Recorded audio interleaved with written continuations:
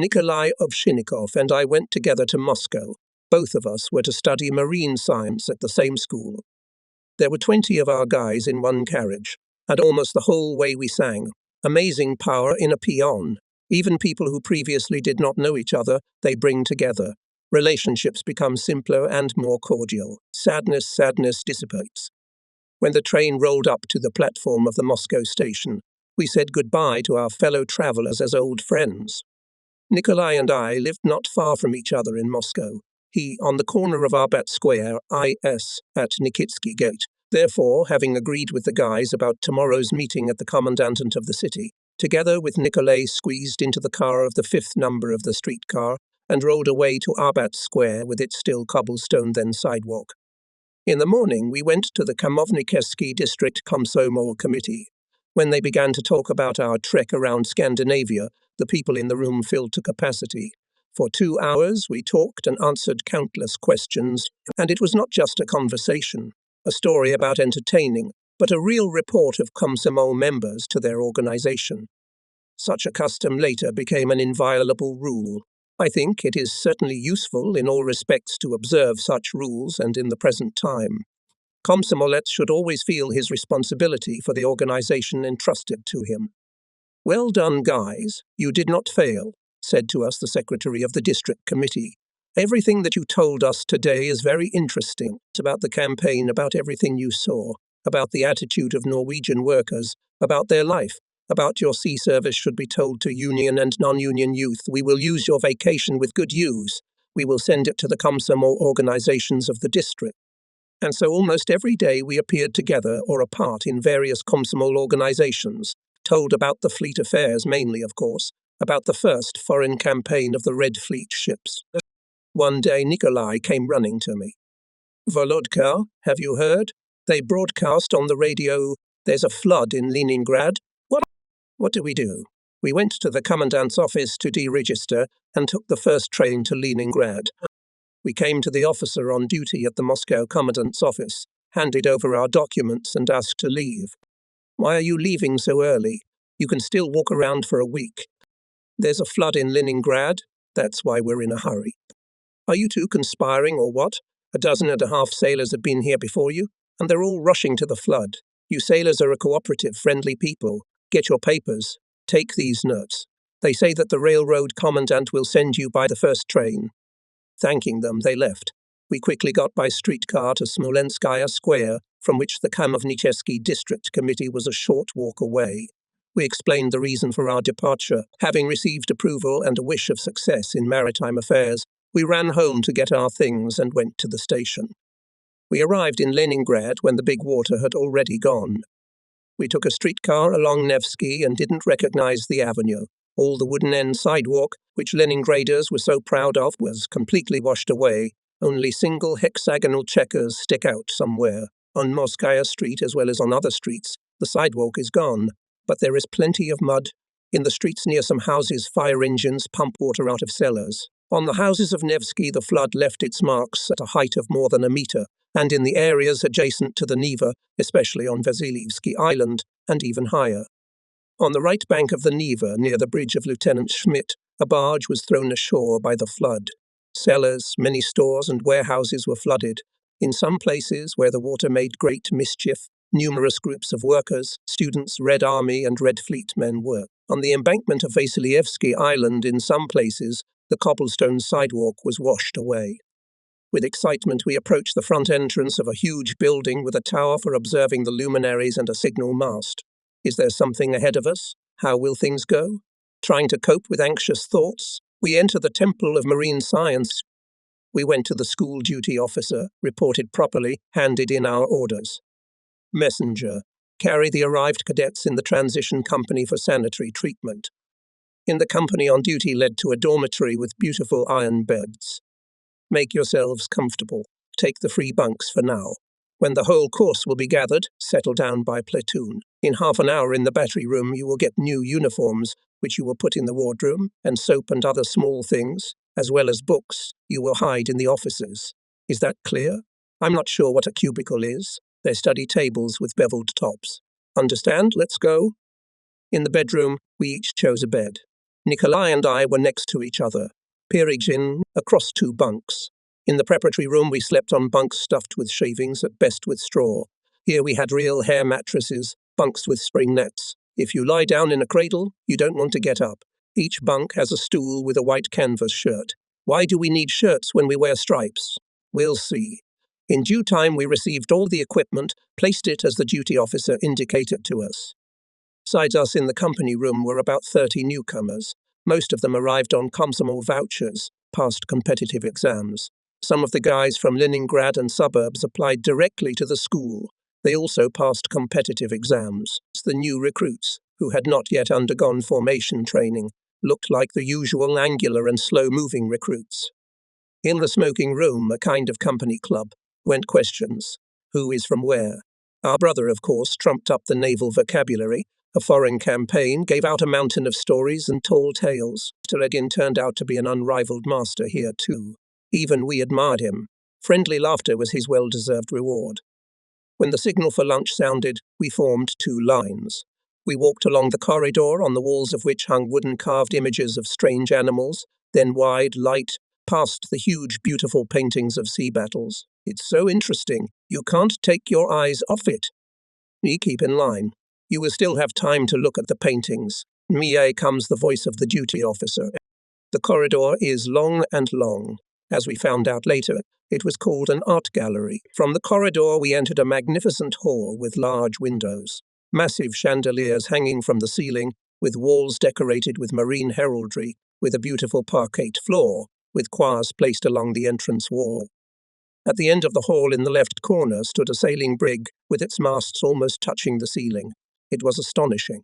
The largest hall in Leningrad was named the Hall of Revolution after Vladimir Lenin spoke in it. When we were told that the ceiling of the hall hung on chains, we did not believe it. Sobol and Kotayev by some miracle managed to get into the attic and see for themselves.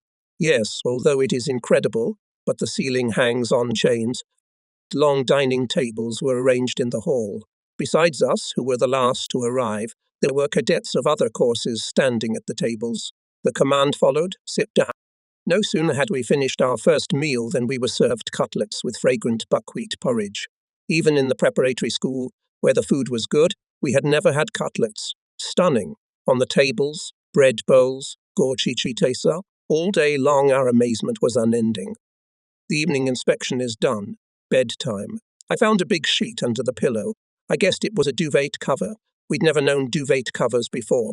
I snuggled up and dozed off. Suddenly I felt someone shaking me lightly by the shoulder. Miss, cadet, get up. I opened my eyes in a flash. It turns out that the duty officer woke me up. What does he want? To take off my vest, put on a nightgown. What nightgown? The one on the bedside stool. You're supposed to sleep without underpants.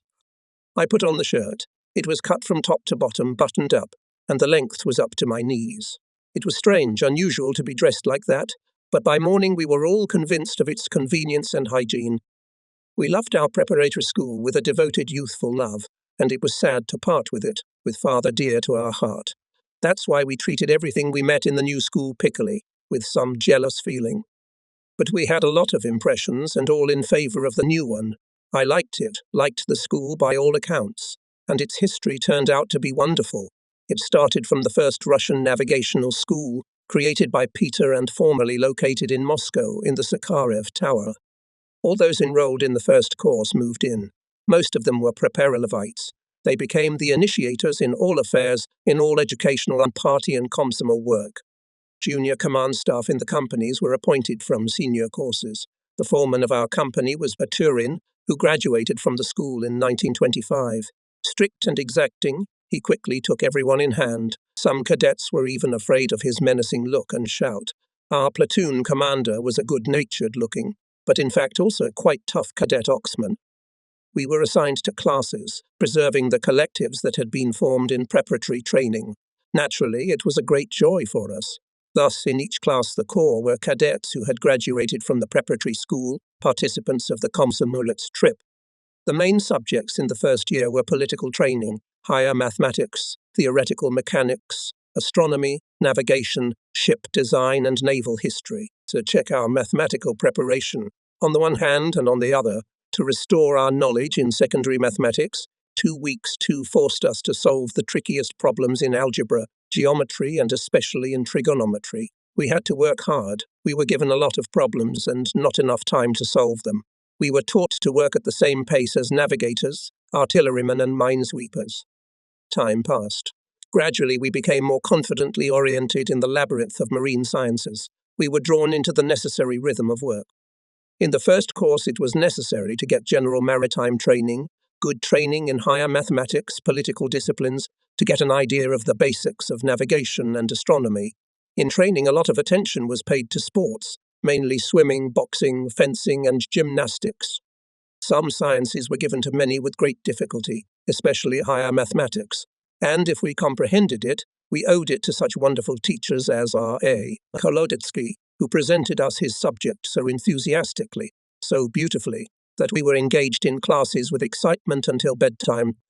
Soon our handwritten, lithographically published by the school's forces textbook on higher mathematics received a somewhat ironic unofficial name: Holodetsky's Funny Stories. Alas, these stories required a lot of time, even at the expense of shore leave. Theoretical mechanics in our class was read by N.E. Rostoptsev, a former pupil of the Naval Corps who worked as an engineer at the Obukhov factory, a naval artilleryman. He read brilliantly.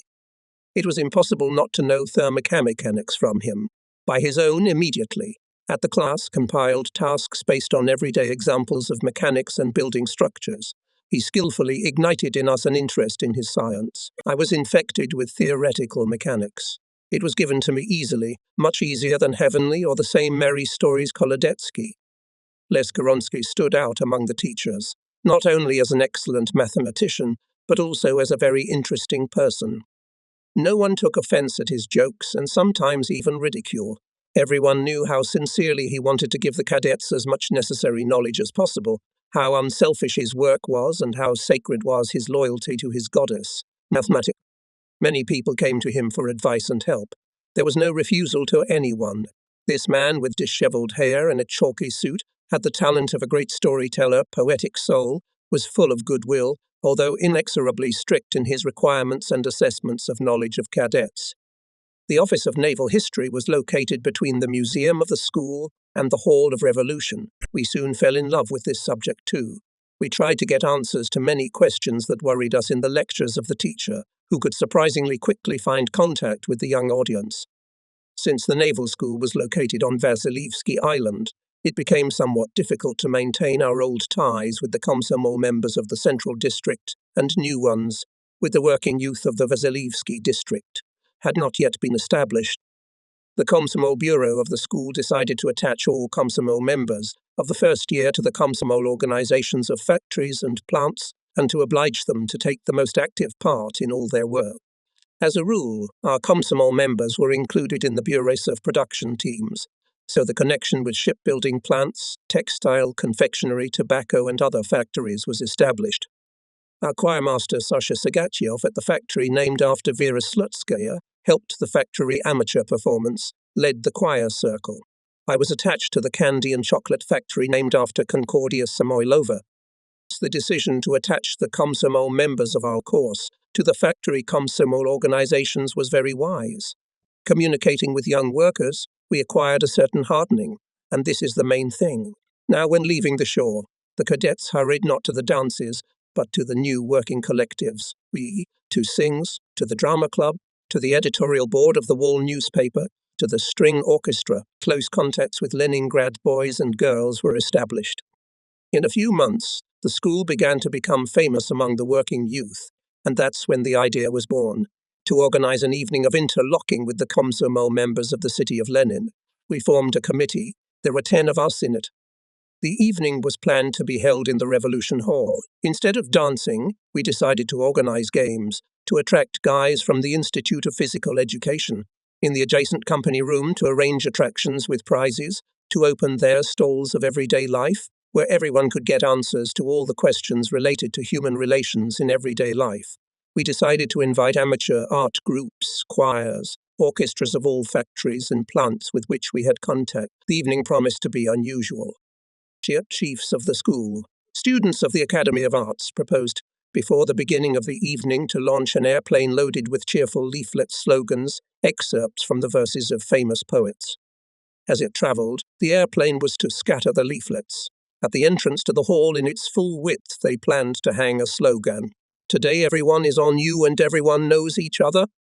Cadet Nemilovsky made an airplane, in the hatch of which was placed more than half a pood of leaflets. When the airplane slid on the wire, the rotation of the propeller wound a sailing thread on the spool, which pulled the latch of the hatch cover, and the leaflets, arranged in a special order, fell out and flew around the hall. The work was boiling.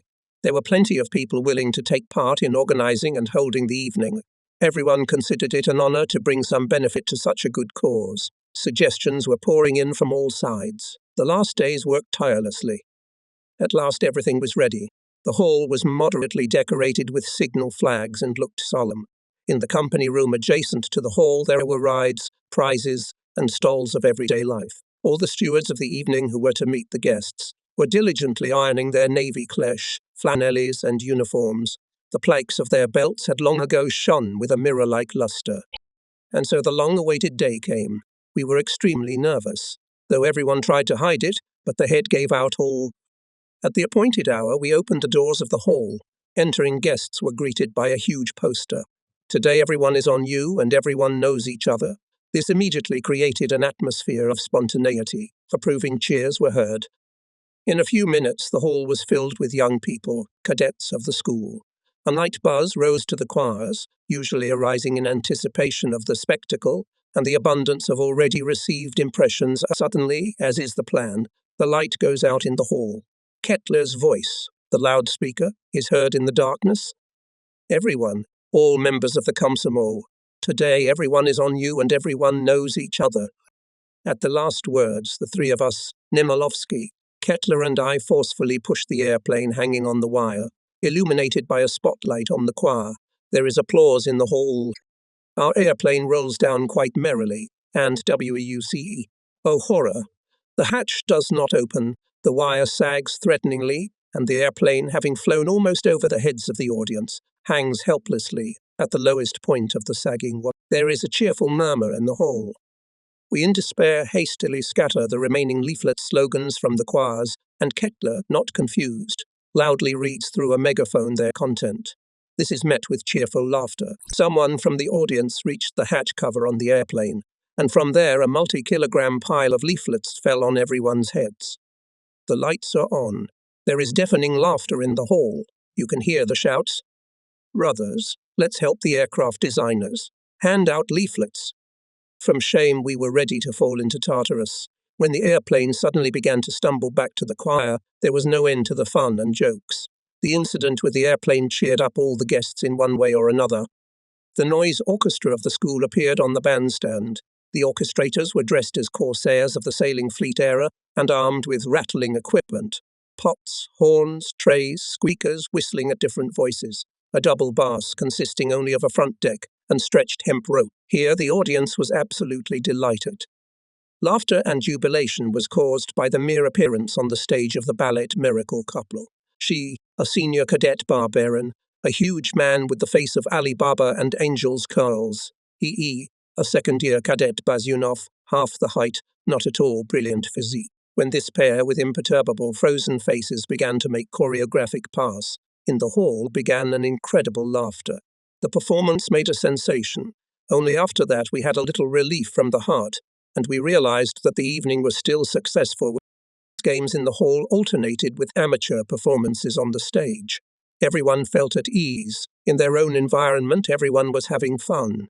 But here comes one of the cadets of the 3rd platoon and excitedly report. Nikomisa Rashevich is looking for Ryazanova, Maresa Nova to close the evening. The time is past midnight. There are more than 2,000 guests in the hall. The fun is in full swing. How can you expel them all at once? But Rashevich had a stubborn temper. He ordered the school duty officer to close the evening. He did so without explaining anything to the guests. We were all very worried about what had happened. However, all wounds heal. Minor wounds heal quickly. Serious ones take a long time. This one did too. It took a few months, though. By that time, Rashevich was replaced by a remarkable Bolshevik, a man of fine mental qualities, Yakov Volkov. Later it turned out that Ovchinnikov, who was responsible for stowing leaflets in the airplane, overdid it. He stuffed the hatch to capacity.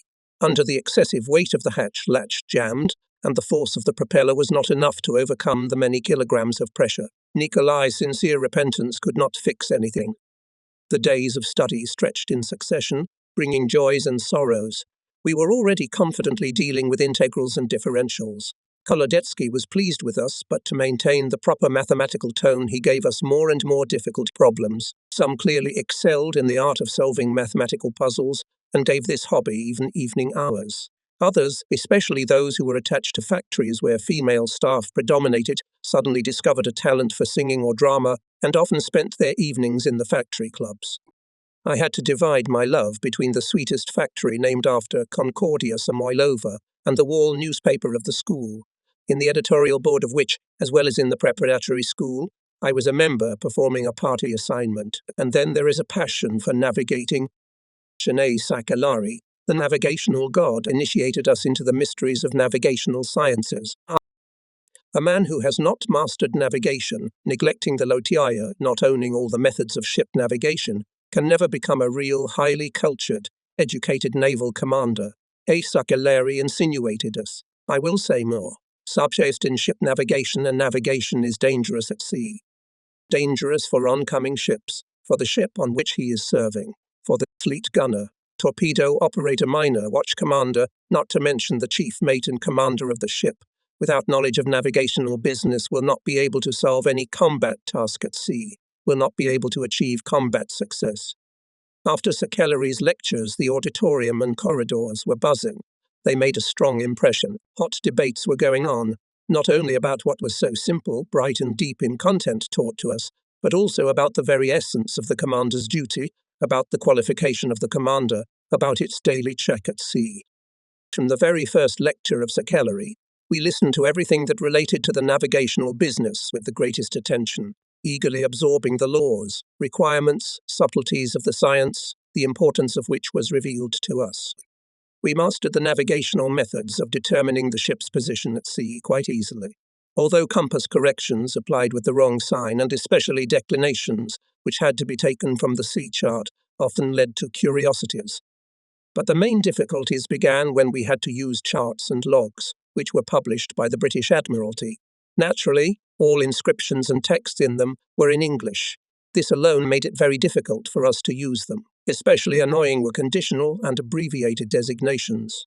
That's when the whole class regretted that we were studying French instead of English, which was absolutely useless for navigation classes. This explained our more than cool attitude to French lessons. Only later, when we became commanders, did we realize that we had lost a lot by not learning at least French properly. Not to mention English, but alas, you can't get back the lost time. Now we had English maps on the desks in front of us, and we were literally sweating over them. It's not easy, navigational science. Oh, it's not easy. It was with great difficulty that we mastered those unfortunate charts. We learned to read them like first-year schoolboys, by folds. It was clearer than clear to us. If you can't be a real commander without navigational science, you can't become a real commander without navigational sciences. Now it was no longer higher mathematics that we studied in classrooms in the evenings, but navigation. We worked on charts and logs. We ran for help to those cadets who were studying English. We didn't notice how in our classes the subjects that make up the science of navigation gradually came to the forefront. One day it came to practical classes on navigational guidance. We didn't get it right at first, but gradually we mastered it too. And by the end of spring we were able to manage Sakellari's tasks quite. It was necessary to pass on the Aurora navigational practice, not to disgrace ourselves. On the cruiser and ashore. Despite the temptations and charm of the white nights, the course exams are passed. In a few days all the courses will go for summer practice on the fleet's warships. First-year students will be practicing on the cruiser Aurora.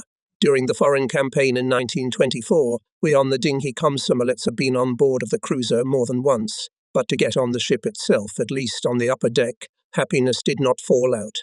Now the dream was coming true. Aquarius, no. One is moored to the side of the Aurora. We step on the upper wooden deck, sanded to whiteness. In memory, as if covered with a haze, seeing off in Leningrad, where, as if on an unknown signal to us, On the wall of the embankment gathered girls from the shipbuilding and other plants, from factories, erased in the memory of the features of their lovely faces, the sadness of parting full of eyes. Everything is overshadowed by the cruiser. Chains, the navigators' tables, boxes with navigators' aids and tools. Our personal belongings, as well as huge knots with clean linen and uniforms, were overloaded onto the ship. Not a bad sign. Obviously, we would not have to do laundry. Everything brought is stacked on deck. We're in formation. On the right flank of the course, Chief P.A. Kozridnikov, Teacher A. Gedrimovich, providing navigational practice, and Laboratory Assistant Chief Petty Officer Nikanor Ignatievich Sarayaninov, whom we have firmly loved for care, for help in wandering through the navigational wilderness, and a truly fatherly attitude to the entire cadet fraternity. The watch commander gives the command attention. On the deck, a large build with a strong-willed chin, stern, dark eyes, Senior Assistant Commander A. F. Lear. Everyone understood. No mercy and indulgence from such an XO-wick or something stronger will be grabbed in no time. Having said hello, the XO announces. The cadets in the middle part of the ship are assigned one cubicle on each side. Rundukes 1 for 2. Bunk nets are side by side on the upper deck above the cubicles. Suspended bunks, cork mattresses to be obtained in the battalion.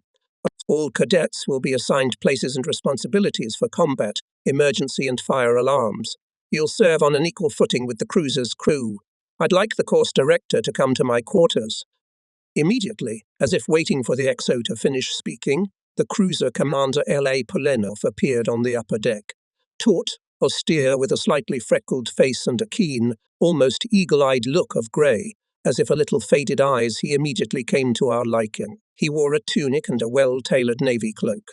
As we learned later, he did not recognize other pants, and instead of an undershirt, he wore a tunic. If such on the sea will not be lost, and under his gaze cannot say the truth. Looks as if shines through.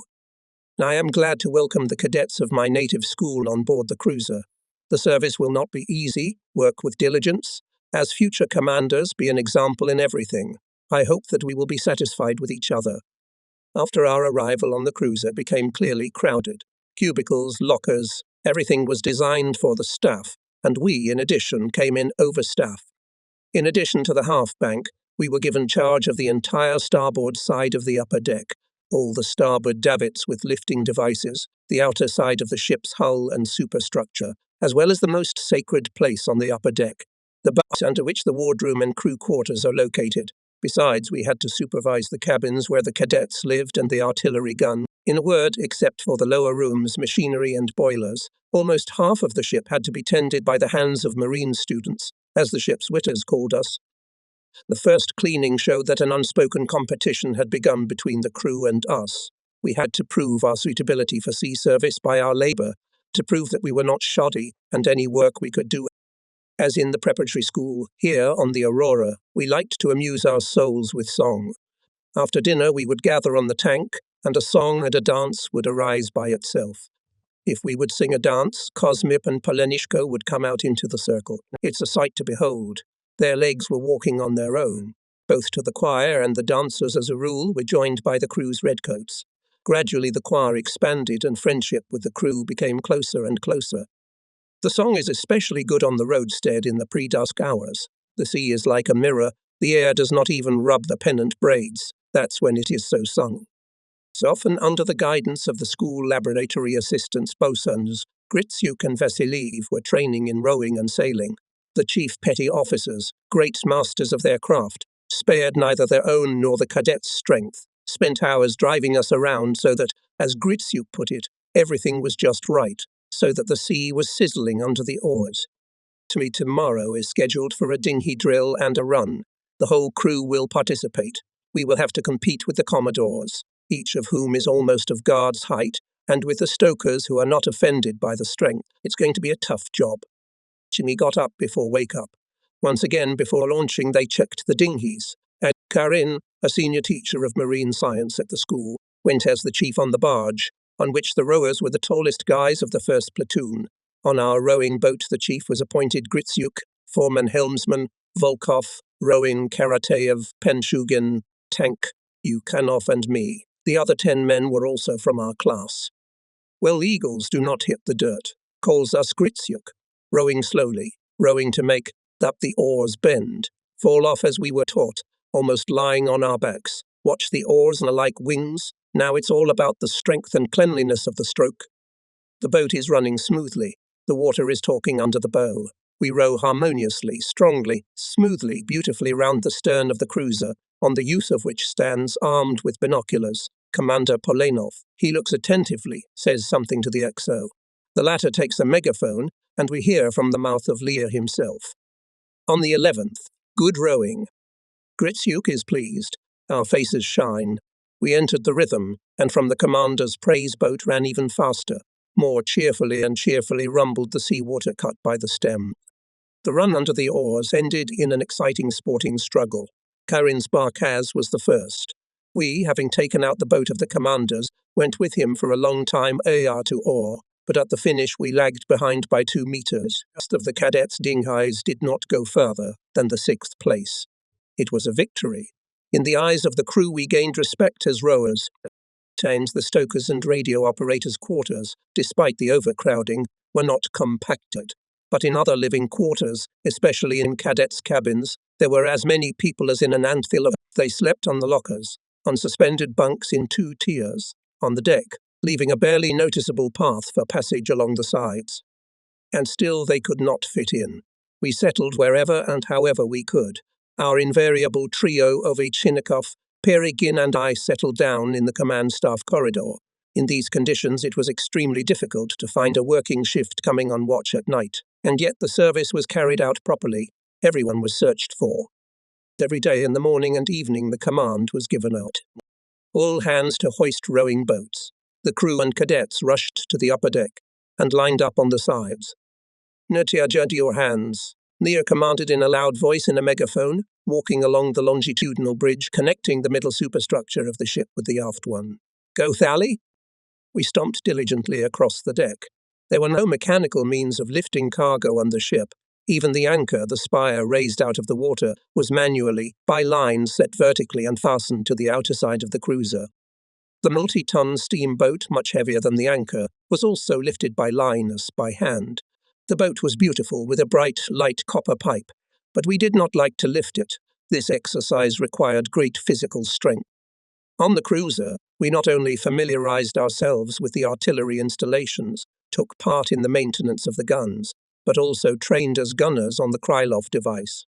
When the ship held Commodore bullet firing, together with the commanders as gunners on the bucket-fired and cadets, bucket was a piece of boiler iron bent into a tube and hung on the cross of a small raft, which was towed a few dozen meters along the side of the ship's steamboat or rowing barge. The gunner aimed the gun, on which the barrel of an ordinary rifle was fixed on top, set the gunner's command fire. The locksmith would pull a cord attached to the rifle's trigger. If the bullet hit the shield bucket, a resounding click was heard. Each gunner fired 10 shots.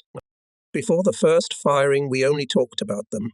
And how could it be otherwise if for the first time each of us was to aim at a sea target by himself, to fire a ship's gun for the first time in his life? In the evening, Alia Frolov announced the list of those whom Karin had appointed to the crew of the barracks for bringing in the stern anchor. I was among them as a tank rower. We were worried. What about shooting? However, we were immediately assured that the Barkazniki would shoot after a little rest. In the morning, those who were appointed rowers got up before wake-up and rushed to the stern of the ship, where a barcade was fixed on the buckboard. 2 big, strong, orderly Red Fleet men were working on the wooden planks, the ends of which stuck out more than a meter beyond the stern of the barge. The masts and sails and water anchors were removed from the barge. At the right time, everyone assembled on the barkhouse. The stern of the barkhouse should be under the beam, on which hangs a huge anchor. It is lowered from the ship so that it could be fastened to the beam with its legs down. Now where the rudder of the barcade is, the anchor hangs astern. In the space between the rowers we lay a thick tarred rope. Purlin, one end of which is on the cruiser and the other on the barge. On this purlin and hangs the anchor. That's it, that commands Karin. Oars on the water. Don't spare your strength, otherwise we'll sink till the evening. Barkaz turns nose to wind. At first, while the purlin was being poisoned from the cruiser, the barkaz was moving. But the farther we went away from the cruiser, the longer the cables sinking in the water became, the slower the barkaz was moving, despite all our effort, and then it stopped altogether. We began to drift into the wind. The cruiser commanded us to row more into the wind. We rowed as hard as we could. The sweat pants have long been soaked with sweat. Sweat is running from our faces not in drops but in rivulets, and the matter is moving tightly. Soon the third hour of rowing will be over. Suddenly some signal on Aurora. Corinne commands. Troopers, row to the purlin. Stand up, row as fast as you can. Gritsyuk, Vasiliev, get ready. The chief petty officers raised their axes and stood on the sides of the stern bank. Barkaz, having got some freedom, went far and chopped the anchorage.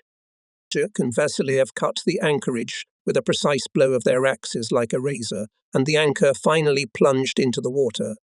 As a sign that the task was accomplished, the barkeep put the stern flag on the dinghy. We rowed as before, and the lightened barkars ran like your fast sailboat. When we beautifully approached the cruiser's gangway and instantly executed the command Sabbath, laying the heirs on board, Karin could not stand it. And you are my young men, you'll be useful. We could hardly reach the cabin and lay down on the gunwales. When we were already eating delicious lunch, the cruiser was turned with the help of the brought anchor with the side to the wind. After the lunch break, bullet shooting began, which lasted until late afternoon, and the next day too. The boys shot well, especially Romanovsky. Afinogenov, Katkov and Osiko distinguished themselves. They had 10 hits each. I shot badly. I'll start vertical aiming. I can't cope with horizontal. You're not a very good artilleryman, the owner of the gun said dismissively. Your hands are working without any consent, though your head is in place, but you haven't learned how to operate the levers.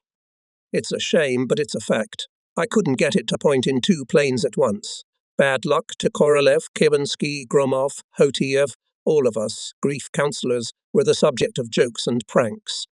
On the loading station, which consisted of a cut gun breech block with a lock and a shell tray, the gun servants spent hours practicing loading, practicing with 30-kilogram shells. We practiced too, though artillery is a formidable weapon, but it did not captivate my soul. Day after day there were training and combat alarms, artillery drills to fight for the survivability of the ship. Everything spun like in a wheel, just have time to turn. Loading coal, carrying on watch in the engine room at the steam boilers, on the signal bridge, at the helm of the rudder alternated with each other, studying the Baltic Sea logs, navigating and navigational plotting crowned our training in navigational sciences. To sail in the Gulf of Finland even in daytime, with good visibility, and then you need to have skill. And at night our guides were confused when they mistakenly bearing the wrong beacons, wrong navigation lights. Unrivaled navigator and educator Jedrimovich, together with our navigator uncle Nikanor Ignatievich Shuryananov, watched us with a watchful eye.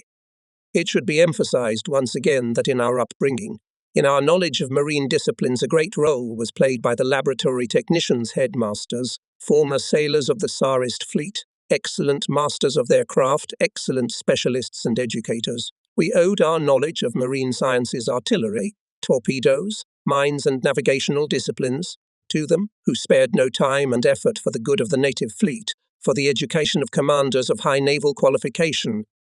On the cruiser we were tasked to study the ship's structure within 2 weeks.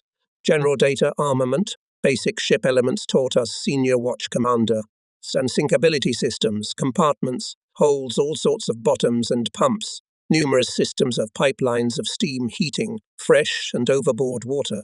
We learned under the guidance of Chief Petty Officer Hook, a person widely known in the fleet. Krychok served on the Aurora for more than 20 years. No one knew the ship better than him. He was in his 50s. He participated in many overseas campaigns in the pre-revolutionary fleet. He was not only a great master in his work, but also no less masterful storyteller of stories and told tales. Everyone loved to listen to him, to laugh at his tales too.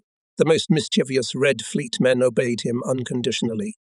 His inquisitive mind was always improving something, inventing something. Back in those years he invented a kick for fire-extinguishing degaussing. It had a tip in the form of a hollow ball with numerous holes, thanks to which water was sprayed, covering a significant area of the fog cap. In the Navy this device was so-called Hook's Kick. Alas, its introduction, as is often the case, took years and years. Hook did not live to see that time.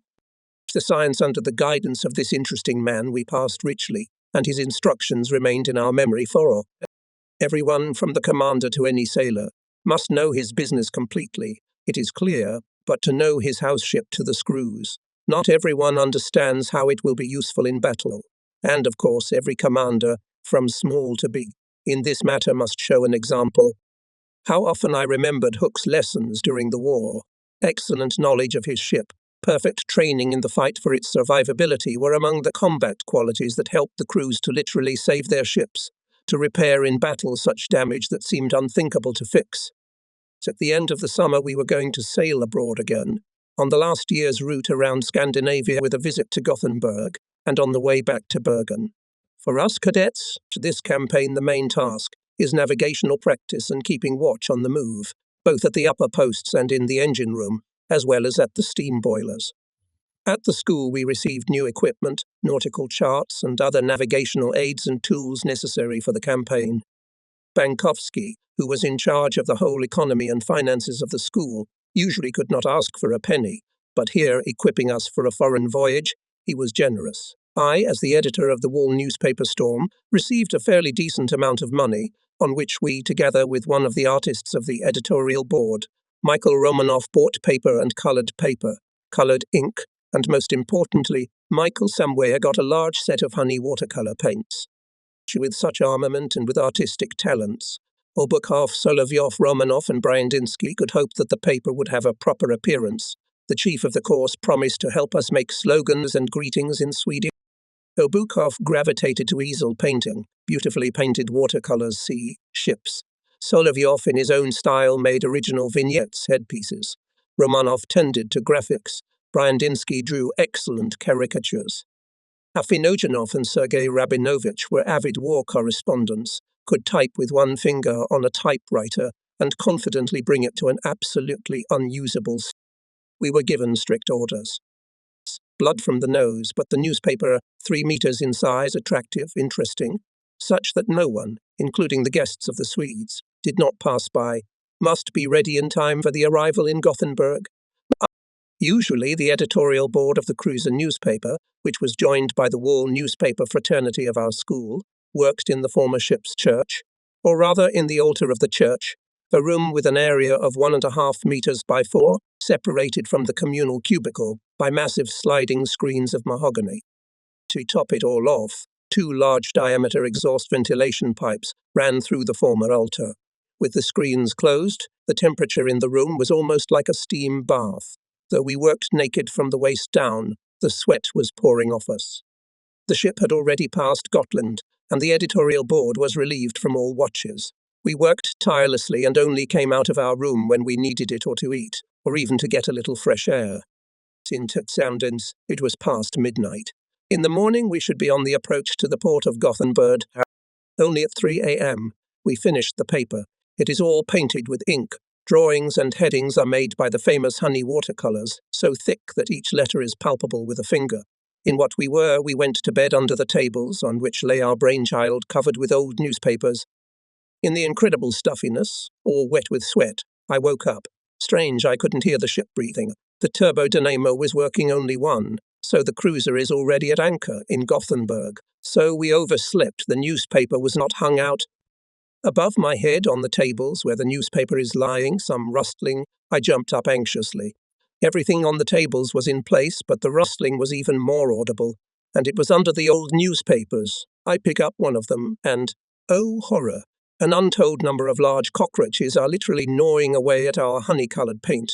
All the headlines have turned rippled and almost lost their colour. I'm pulling down the newspaper sheets, chasing away the filth. Guys half-assed. Cockroaches ate the newspaper. The newspaper men jumped up and were stunned. The written in ink remained intact, and from the one written in honey colours, only a pale trace in pockmarks a catastrophe. Stunned by what they saw, the guys can't utter a word. The mission is blown. It is necessary to report that 7 healthy guys have cockroaches literally under their noses, ate the Wall newspaper. Stupid. The recognized philosopher Solovyov, and in the circle of friends Solovychik, sighed, meaningfully said, yes, and suggested going up to the upper deck. We waddled gloomily upstairs. The ship is silent, the crew is asleep. You can't understand anything, you can't see any city. The cruiser is anchored together with Komsomolets in the sea, not far from some floating receiving lighthouse. Guys, we're lucky we haven't arrived in Gothenburg yet, so we have time to fix the cockroach holes and make the wall newspaper look good, shouts Afinogenov excitedly. Having swallowed a lot of wonderful sea air, we dive down. There's one question, says Rabinovich thoughtfully, raising a hand armed with a brush. What smart guy covered our child with old newspapers and turned off the light? I did both the first and the second.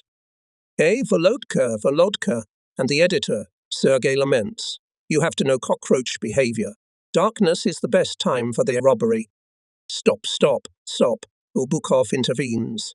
Everything is not his fault, but the one who bought and brought these unfortunate honey paints. Now Mikhail Romanov was repenting. They started to work again. They restored the inscriptions with ink. The matter was moving swiftly. The newspaper was finished before we left the anchor, and before coming to the port we had time to have a bath, to make ourselves look properly, to change clothes. At the approach to the fire leading to the port, Aurora exchanged salute of nations with the coastal battery. For more than an hour our detachment marched along this fjord. On its shores we could see cozy houses, some plants, factories. The closer to the port, the more densely populated the shores and busier on the waterway of Gothenburg. At last the port itself with numerous berths appeared. Transports of different countries were parked there. The pilot boat showed us the barrels on which we should stand, having fastened the fore and aft moorings so that standing on the roadstead would not interfere with the busy traffic. Putting on 2 barrels the ships performed perfectly. In a few minutes, official ceremonies and mutual visits of officials began. During our stay here the heat was more than 30 degrees, although we were wearing only uniforms, but they, especially when carrying watch, quickly got wet with sweat. From the first day we started to go ashore. Our brass band performed in Queen's Park. We had a group of men going on shore leave. Armed with a dictionary, we decided to explore the city. We especially liked the boulevard stretching through the whole Gothenburg, a wide park with shady alleys. We walked along the boulevard. It was shady after all. Soon we came upon some place with small boxes reminiscent of a cafe. Visitors there sat at tables with whole families, ate something, drinking apparently water from fogged glass jugs. We entered the place leisurely. We booked 1 box, having taken 2 chairs from the neighbouring one. No sooner had we settled down than a pretty blonde lady with eyes of heavenly purity and a flirtatious apron approached us. Russian, pointing her finger at us, said the girl. Russian, we confirmed in unison. With a flutter, Freakin disappeared. Not 2 minutes later, as from the door in which she disappeared, a flock of girls, and 3 of them, armed with trays, brought 3 pitchers of water, 3 plates of ice, 3 lemons cut in half, a vase with powdered sugar, 3 spoons and 3 juices. That they were juices, however, we did not immediately guess.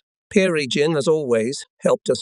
Having chirped something, the girls arranged everything they had brought on the table, put a glass like a glass in front of each of them, and gracefully went to the door, leaving the menu on the table. The whole flock of girls, looking at us with curiosity, were discussing something with interest.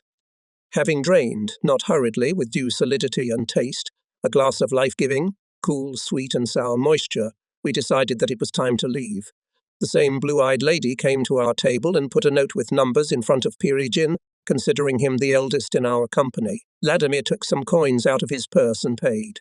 The blue-eyed woman, having chirped in Swedish, apparently, words of gratitude, suddenly with the most friendly smile, Kamraden D, walk please. No translation was needed. The girls crowding at the door waved to us in a friendly manner. We were not in debt. From that day on, every time we were dismissed several times a day, we visited the cafe with such hospitable ladies. And after the incident with Babanov, the cafe became very well known among the Aurorians. Everyone frequented it.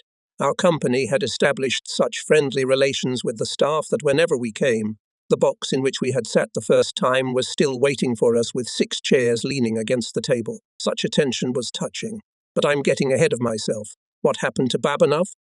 During the second dismissal, our small group, having had time to swim in the pool, have breakfast in the cafe, went outside and ran into Babanov. His appearance was deplorable. 1 pant leg was torn. His knee and shin were bleeding. His uniform was covered with dust. And in Babanov's hands was a bicycle, the wheels of which had been turned into 2 figure-8s. What happened? It turns out that Babanov rented a bicycle and decided to ride around the city. But at the first intersection he was torpedoed by a car that turned. He flew like a swallow for 10 meters and landed on all points, hitting his head on the sidewalk, Babanov told us. Who knew that they have all the traffic on the left side of the sidewalk? A bunch of us returned to the cafe. The girls' waitresses saw Babanov, shrieked, wailed, and took him away. As Babanov told later, the girls demanded his Navy clash. While he was taking off the clash, the girls, laughing merrily, held a tablecloth in front of him as a drapery, in which they wrapped him. All the abrasions were treated with iodine. I don't know what and how they did it, but in half an hour his uniform became amazingly white. His pants were mended as if they had never been torn. In a word, our Babanov was well groomed. To top it all off, the rental shop laughed at the hapless cyclist and did not demand any compensation for the former bicycle, categorically refusing to take more than the rental fee.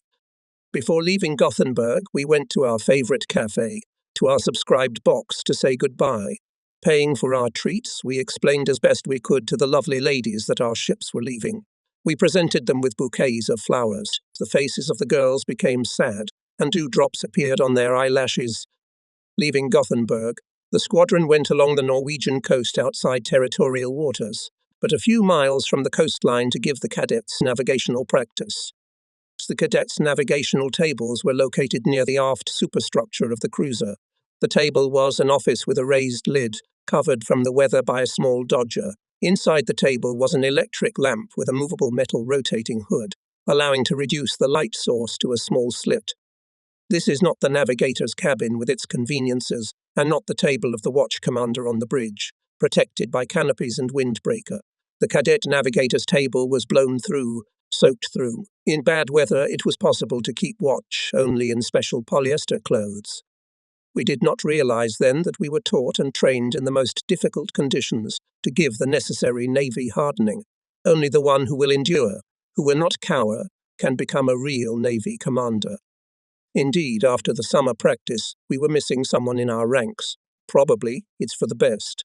In the Navy business, people need persistent, strong, persistent, and persistent. The sea doesn't tolerate slackers. Our uncle Nikanor Ignatyevich Shuryanov took care of the cadet navigating posts and provided them with everything they needed. Maps, logs, weights, navigational instruments. Everything was in place, clock and lag counter, in the aft deck house. The place of anchorage was determined precisely by 3 bearing and 2 horizontal angles. The weather was good. Visibility was also good.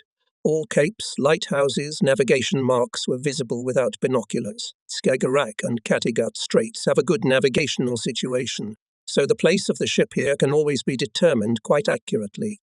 Several hours had passed since we had dropped anchor. Gedrimovich is going around the cadets' navigational posts. He came to my table. I have nothing to worry about. The anchorage is determined precisely. The course has not been changed. The lag is counting the distance travelled. Andreev, a considerable amount of time has passed and you have no definitions. Are you sure of your position? I'm sure. Well, confidence is not a bad quality. Try to clarify your place. Not the average cadet one, which you have all jointly discussed, but the real one. Gedrimovich went to a neighbouring table. I went to the compass direction finder. I took the bearing of 2 lighthouses and plotted it on the map. What a thing! The place by bearing differs considerably from the calculated one. I took the bearing again, plotted it. The pattern is the same. What the hell? The 3rd time I take the bearing and lay them on the map? Wrong again. That's strange. If we connect all 3 points of intersecting bearing, the ship's path differs from the course by a few degrees. How is the future navigator doing? Gedrimovich's voice sounds behind me. What are you thinking about? Show me. Why didn't you choose the best way of determination? By 3 bearing? There are only 2 beacons. Where can you get the 3rd one if you can't see it? Where to get it? Can't see it.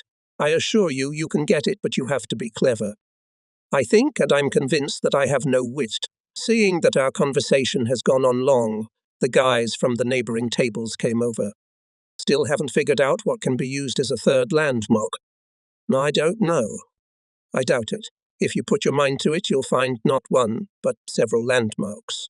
For example, what is the most conspicuous place on the shore? A Darthing Cape, but they are not clearly delineated and merge with the general background. That's right. And what else? What else? 3 peaks deep in the coastline, especially the outermost one. like a good loaf. Magnificent. And what does that suggest? It follows, Mr. Tells, intervened Mikhail Romanov. Look at the map, and if this peak is marked, use it as a reference point. That's commendable. But it is not at all commendable to interrupt your comrade. If you're all gathered at this table, I'll tell you, young people, you should look carefully at the shore, find notable places, not only peaks, but also capes, rocks, edges of islands, separate buildings, trees. It is very interesting. You can find a lot of interesting things if you look with a navigator's eye. I will say more. You should study the coasts in different seasons, at different times of the day and in any weather. And you should know your coast better than your own apartment. All this must be mastered for confident sailing in peacetime and even more so in wartime. Andreev, you need to determine what's causing these problems. While we're watching Romanov's creation, you sort it out and share it with your comrades. Yes, that's what, young men. You are on a campaign to train in navigational matters. So as often as possible, not less than every 30 minutes, determine the location of the ship, analyze, and you will discover the most interesting phenomena. Don't waste time. It's running out of time. Everyone moved to the table where Mikhail Romanov was working. Well, let's see where one of the Romanovs is swimming. Well, that's not bad. We managed to determine 3 bearing, as I just told you. Kudos. But why do you have to rubber stamp an old gasket? It's no good. You connected several observatories with a solid line and indicated that this is the true course. That's a gross error. To put it mildly, you were in a hurry to distinguish yourself and it was an embarrassment. Not good. You've forgotten the navigator's commandment. Write what we observe. What we observe and what we don't observe we adjust. You, Sukhanov, inserted a retort. Well, you know, Sukhanov, Russian navigators never had such a thing. Gedrimovich remarked with resentment. Excuse me, I'm not talking about Russian navigators, but about this person with developed cunning. The navigator's watch was coming to an end. Gedrimovich gathered everyone at my table. So, Andreev, tell us the reasons for the inconsistency. Nutter didn't take into account the influence of the current. Yes, could you have taken it into account? Of course, it's written in the log, it's marked on the map, but the values are somewhat different.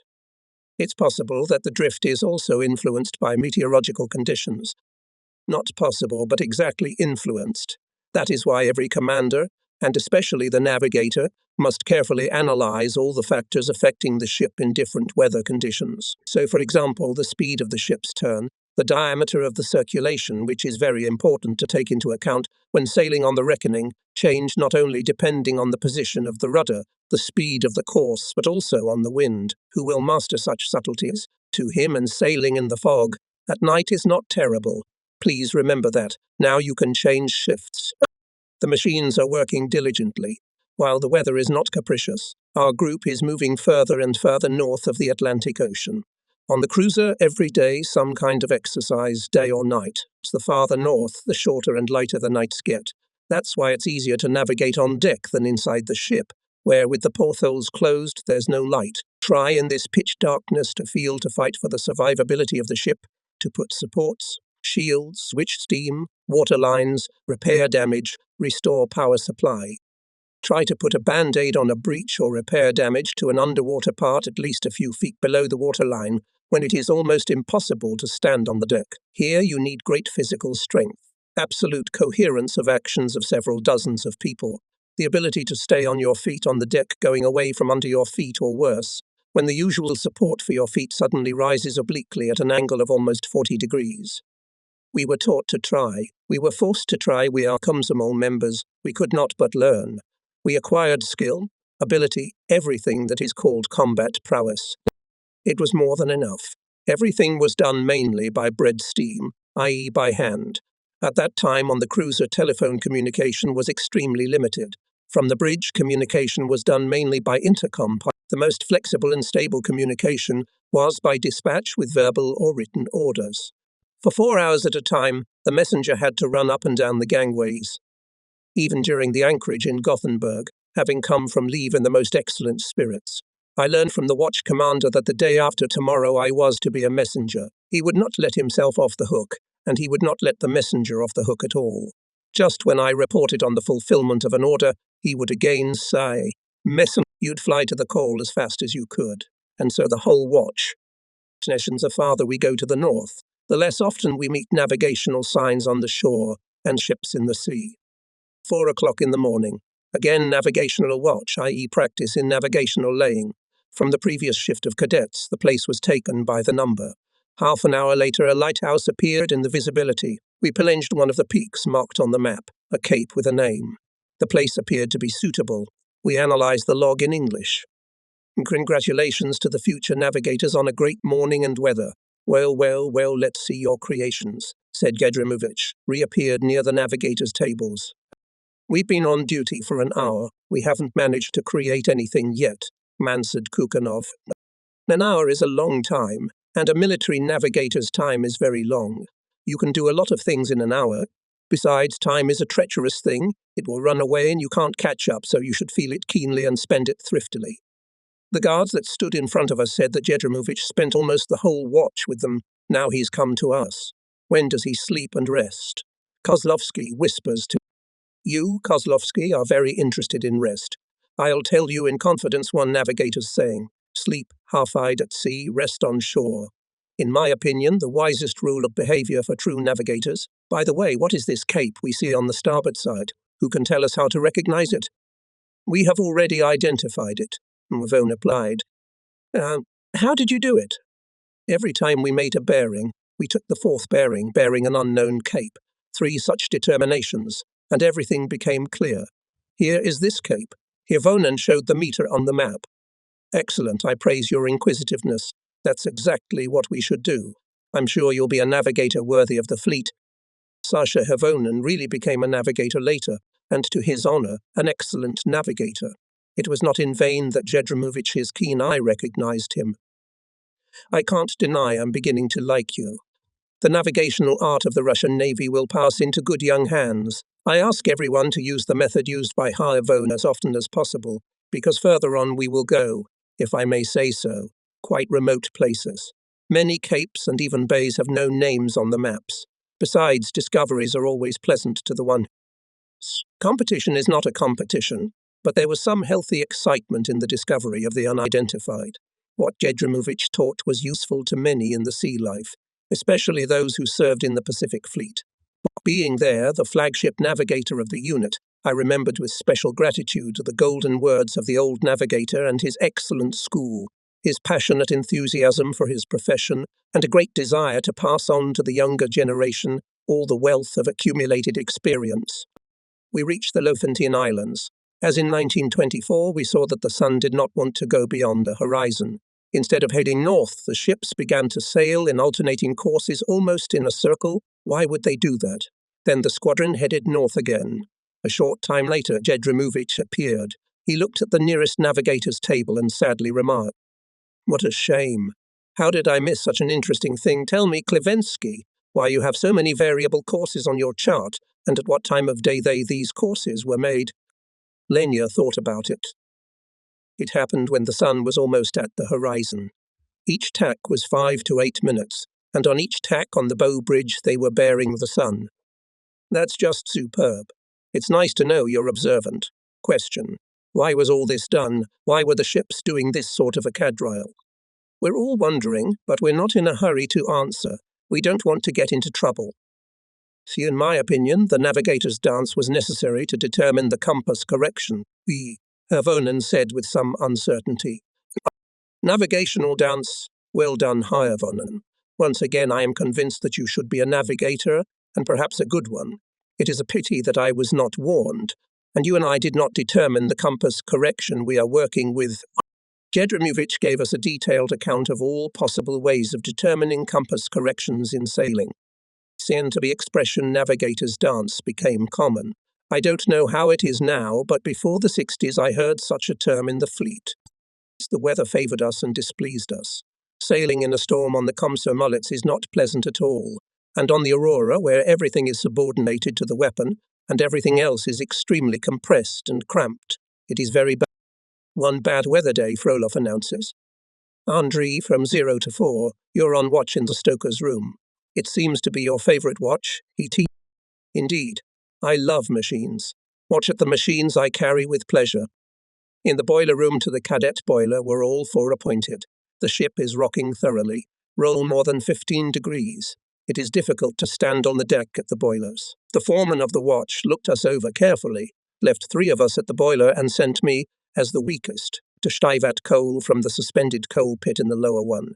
I climbed into the hanging pit. It's hot. I couldn't breathe. The coal is dry. If you touch it with a shovel, you can't see anything. I started throwing coal with a shovel into the neck. I was naked from the waist down, covered with coal dust, and there were dirty stains all over my body from sweat. I decided to take a little rest. At the same time, they started banging with a crowbar from below. They demanded to mop faster. I worked for almost an hour by feel, and from below they keep demanding coal. I even got angry. What am I, a slacker or what? With anger, I put the shovel in, picked up a full of coal, took a step, fell down the throat. I fell on a heap of coal, on which I rolled down to the hatch to the stoker's room. I can't get up. I've had a good bump. "Welcome home," said the petty officer venomously, looking through the hatch into the pit. "How did it arrive?" The dust had settled a little. The petty officer looked over the pit and, having made sure that I flew from 3 meters, shook his head. I could hardly get out. I couldn't straighten up. I had abrasions on my arms. I must have looked good. Saitin Simti, the apparition of Saint Vladimir, Yui Fyodor Kanyov quips. His mother wouldn't even recognize him. No, Saint Vladimir let him sit for a while. And you nattering bastard, get into the hanging room. Leave your shovel here, and you will find his shovel in the pit, ordered the foreman. And immediately he himself got entangled in the snare. Boris Nevishin, the forward of the college soccer team, the storm of goalkeepers, quoted with a chuckle, looking at Fyodor. After a while, seeing that the guys left at the boiler are sewing up, the foreman of the watch handed me Fedor's shovel. Everything is clear. It's time to work.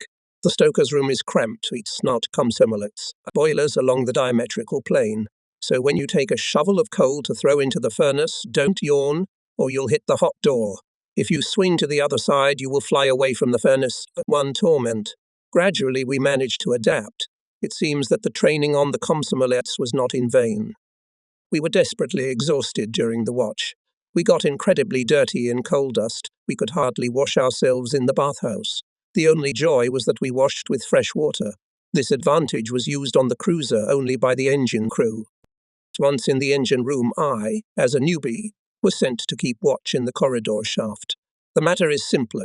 Make sure that the support bearings do not get warm. But the conditions there are the most unfavorable. I briskly went into the corridor. I thought it would be like on Komsomolets, so the corridor is spacious. But here you can fit only bent in half. 0% oxygen, but 100% dampness, plus engine oil fumes. On the ocean's quicksand, the ship would rise to great heights and then be tossed down like the underworld. This keel rocking exhausted me. It didn't take an hour. I did not walk, but crawled, groping the bearings. Unfortunately for me, one of them was getting hotter and hotter. No matter how hard I tried, it kept getting hotter and hotter. I had to climb into the engine room to report. Holding on to everything that doesn't spin, I managed to get to the nozzle. What a blessing it is. Fresh air. The ship's spirits alone know its real value. How did you get out of the corridor? The petty officer asks me sternly. The bearing. What bearing? Why didn't you, your empty head, report it at once?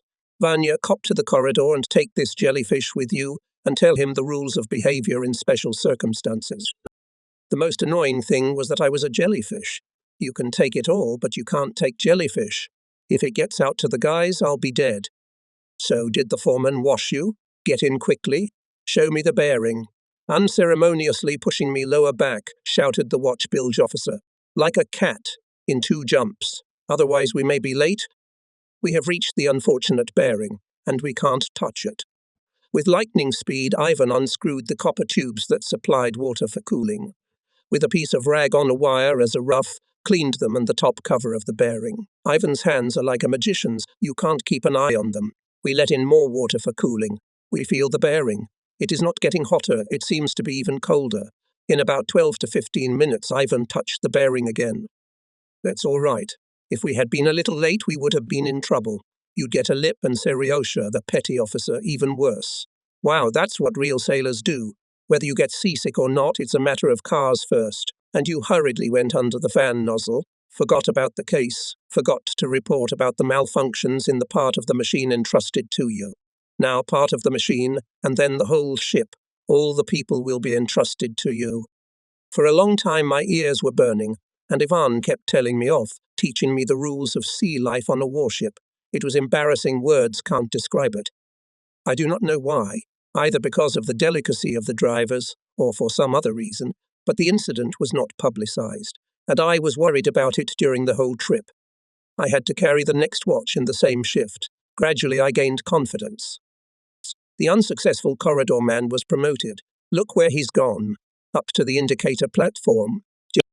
This is the very platform, hotter than which there is no place in the car. It was my second endurance test. The temperature is exactly sitting inside the steam cylinder of the machine. You are given a solid-sized oil can with soapy water and a liter syringe, from which you should periodically water vertically sliding and rubbing parts located under the 3 steam cylinders. Later I was even allowed to go to the place where steam energy is transformed into motion, where connecting rods and moths work so industriously and harmoniously, where a crankshaft is turned with diligence, like Hercules' hands, and a propeller rotates at the end of which, screwed into the water. During the work we did not notice how we approached Murmansk. Keeping the course to Arkhangelsk, in its waters the squadron went no further than 2-3 miles from the coastline. If Gedrimovich had not taught us earlier, we would have had a hard time in navigational maps. That's when most of determinations of places in the sea were made not by beacons and signs, but by capes, conspicuous places and peaks.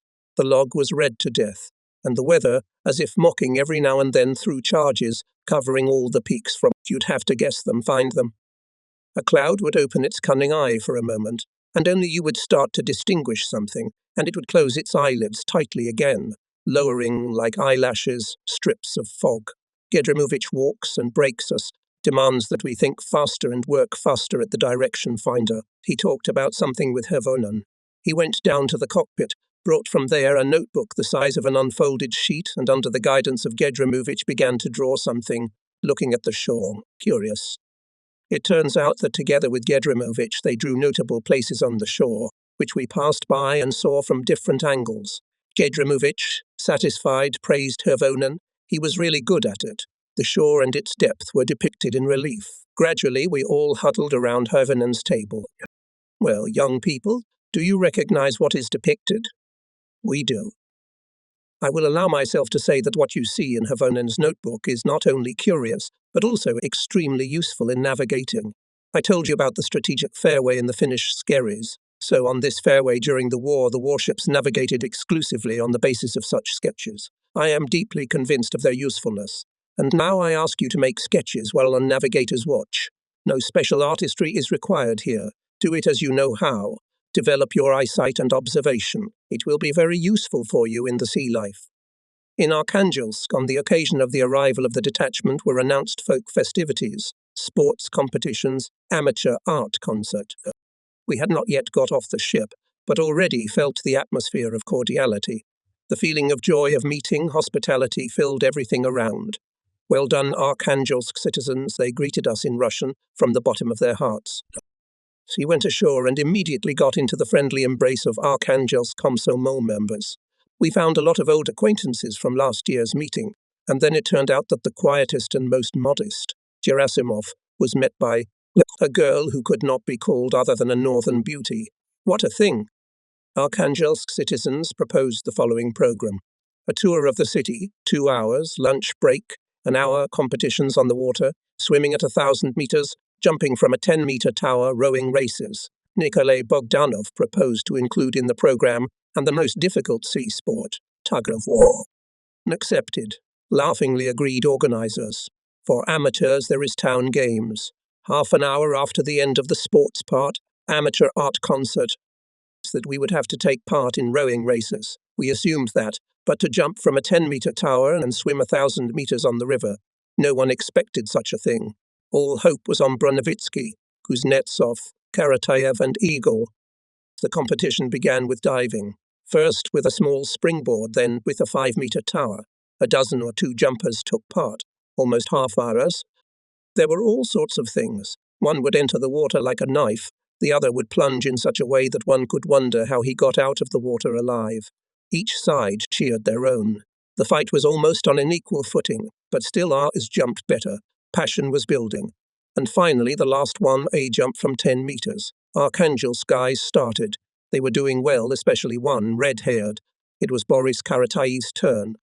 We all froze, because he had never jumped from a 10-meter tower and only under our pressure agreed to perform. Boris stood up, frozen on the tower.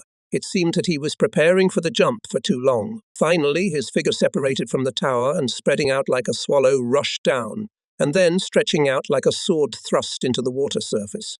What a jump! We jumped up from our seats, waving our caps, shout, "Well done, Borja!" Well, the audience applauded. A clear victory. Karatayev had been the first before in other types of jumps. The evening in the park went on as usual. Sang on the bandstand. The audience sang, danced. The amateur performances were changing. Jokes, laughter, but here came the horn of the Toiler hydrograph. It's time. Archangelsk citizens saw us off to the pier. In the morning we had to fulfill the task of astronomical practice, to determine the place of the cruiser's anchorage by astronomical method and compare it with the absolutely exact place obtained by bearing to the lighthouse and distance measured by the range finder. Of course, this should have been done earlier, but when? Here and dismissals to Archangelsk, and co-loading, and ship's work, and watches, true. Our astronomy teacher, Alexeyev, told us more than one. A decent navigator will always have time to determine the ship's position at sea. And who would want to be a bad navigator? How much patience and pedagogical tact Alexeyev needed to teach us during summer practice to use sextant, star globe to catch the sun, which for some reason in the sextant tube stubbornly did not want to descend from its heights to the visible horizon. Back in the school, reading the theoretical course of astronomy, the most obscure for our youthful heads of science, Alexeyev, with the greatest patience and enviable persistence, told us, all together and each separately, the laws of celestial mechanics, mathematical methods of determining the place of the sun, moon, planets, and stars, in which, in truth, without his pastoral hand we would be, given the greatest confusion of the starry sky, century not to understand. We respected him for his benevolence, for his sincerity, for his desire to teach us wisdom. But we did not consider it a sin to take advantage of his kindness and gentleness. We had a different relationship with Bespiatov. He had to pass the credits several times, until he was convinced of a solid knowledge of the subject. At first it seemed to us that Bespiatov, an adherent of the old system, was deliberately picking on the Red Fleet cadets, mocking our illiteracy. Later the guys noticed that when they answered well, Bespiatov's eyes warmed. It used to be so. Whoever did not know the subject well did not go to the test. They were ashamed in front of the old man. Bespiatov was an authoritative and respected man in the school. He lived only his interests. Even Bespiatov's apartment was in a neighboring, adjacent to the building of the school. Great thanks to teachers B.A., Alexeyev, M.M. Bespiatov, and many others, who made us people versed in nautical sciences. Almost daily trainings, especially when carrying the navigational watch, did their job. With the sun we learned to manage with a clear horizon, and a small rocking quite tolerably well, in our opinion, with an error within 3 EE5 miles. But even now there were curiosities. More often than others, they happened with Volodya Pereligin, who was not very keen on astronomy. Hirvonen, Soloviev, Ladinsky were always held up as examples. Alexeyev's assignment we fulfilled with half a sin. Many of us didn't go beyond 3 miles. Our astronomers entered the 2-mile zone, and Hirvonen hit the bull's eye. Even Alexeyev, who is not very generous with praise, summarized the results and concluded, phenomenal, but you can't go against the fact. Hirvonen fulfilled the task brilliantly. Very glad, very glad. Bryandinsky drew a cartoon our astronomers in the wall newspaper. Pereligin was depicted sitting on a lighthouse. Hirvonen proudly towered on the bridge of the cruiser. Having exchanged farewell signals with our northern companion, hydrographer, the detachment dropped anchor. We were on our way to the Arctic Ocean, which for the time of our absence had become drier. Breathed cold winds began to rush on the ship's boards with crests of waves. Back in the White Sea, Jedrimovich, and especially Alexeyev, began to call us more often for astronomical observations, demanding the solution of more and more problems. Any attempts to even hint that the weather was interfering were adamantly rejected. The sea is not a parquet hall. To be able to work in difficult conditions means to be able to work in any conditions. In war, the most favorable weather is bad weather that makes it difficult for the enemy. The detachment marched out of sight of the coast. Nothing but astronomy could determine its place in the ocean. Maybe that's why everyone, without knowing fatigue, took heights, worked with the almanac, with nautical tables, and diligently solved the riddle. Where are we sailing in the ocean? One day the detachment turned sharply almost to the Zuid, to the shore. We were brought new maps of the northern part of the Norwegian fjords. Jedrimovich appeared. In order to shorten the distance and save coal, the detachment will go part of the way by fjords. In addition to everything previously said, I ask you to make sketches of notable places of the ship's fairway. I recommend to address us at any time. I emphasize at any time, in case of any unsolvable questions at cadet debates. A gesture towards Alexeyev and Nikanor Ignatievich standing next to him. Of course, these navigational sketches looked like children's drawings to many people. Those who had done well before and the artists of the wall newspaper Obukhov, Solovyev, Romanov distinguished themselves. Our navigational gods changed from anger to mercy. Jedrimovich took Solovyev's work and began to look at it with some special affectionate attention, then showed it to us and with great warmth. Here is a work that has brought me comfort and genuine joy. I set it as an example to everyone. The day before coming to Bergen on the Aurora, all those free from watch were gathered at the longitudinal bridge, from which the commissar of the ship announced, "We'll be in Bergen soon. Most of us are familiar with him from the last voyage. How to behave I will not repeat. You know yourself. But there's something new. In Bergen is a detachment of American destroyers. We'll be close to each other on the roadstead. Our ship's discipline, culture, appearance and behavior of sailors on shore will be compared and evaluated. There may be provocations. Do not give in to them. The commander and I recommend spending time ashore in groups of 3, preferably 5. Remember the honor of the Red Fleet flag? The crew's been disbanded. All we talk about everywhere is the Americans. What kind of ships do they have? What kind of people are they? In general, the international theme has taken over everyone. On the occasion of the international review, the already clean Aurora was cleaned up like a bride for a wedding. The upper deck was cleaned with sand for the second time, crawling on their knees. They worked up to their 7th sweat, cheering themselves up with jokes. By the appointed date, everything was done in a jura, as the chief bosun of the cruiser liked to say. Tidy and well-groomed, the Aurora was really good. Bergen welcomed us as old acquaintances joyfully. After all the official ceremonies, we began to look curiously at the 4-tube American destroyers. Their appearance, with the exception of more oval bow outlines, was far inferior to our ship, but the fact that each destroyer had motorboats, clearly everyone liked it. We even on the cruiser motorboats at that time did not have. In addition to us and the Americans on the roadstead, far from our ships, stood the French gunboat Anchor. At shore leave, almost every member of the previous year's campaign met acquaintances. There was no aloofness and wariness. Even shy Freckens boldly greeted our brother. This time there were Norwegian boys. It was impossible to squeeze through. They surrounded us, grabbed our hands, tried to drag us somewhere, saw us off in a bunch, and said something fervently. On the shore we met Americans. As a rule, the guys are tall. The uniform is not devoid of elegance. Especially interesting were pants cleche, which did not have a single button, and at the hips laced up, so that when falling into the water they could be quickly removed. The headdress was a white Panama with vertically raised stiff fields. The Americans were no strangers to getting acquainted with us, but when their patrol armed with rubber truncheons appeared, they were completely alienated.